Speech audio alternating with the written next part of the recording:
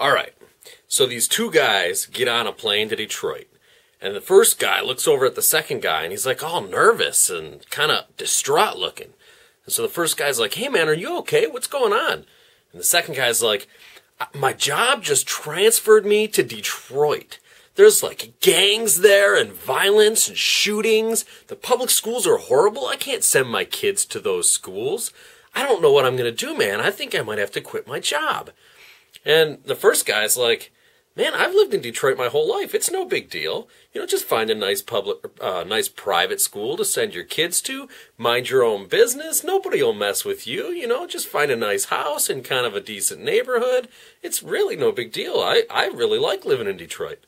And so the second guy is like, "Well, really? I mean, if you've lived there your whole life and you say it's cool, maybe I'll give it a shot. Maybe it's not that bad after all. By the way, what do you do for a living?" And the first guy was like, "Well, I'm just a tail gunner on a Budweiser truck." So this is my entry into Joshlone 1982's 999 subs contest. I told my joke, and now I'm going to show you my favorite gun. This is a Springfield XD. It's the 3-inch subcompact model. I bought it about a year ago. It was my first gun. It's my only gun so far, and I love it. I've been shooting it a lot. I'm up to probably about 4,000 rounds through it, and it's just, I guess I don't have a whole lot to compare it to, but I find it's a very accurate gun. It's very easy to shoot, very easy to maintain, has almost zero malfunctions. So that's my favorite gun. Now I'm going to give you a couple of shout-outs. And I'm going to start off with Wranglerstar. Cody over at Wranglerstar is doing an off-grid homestead project. At least he has been until pretty much today. He put out a video earlier today saying that they decided to move on another property that already has a house on it, and they're going to abandon the previous property that they have been working on. I guess the people they bought it from were willing to take it back. And so they made some big decisions lately, and hopefully he's going to decide to continue his series of videos, because I find it really entertaining.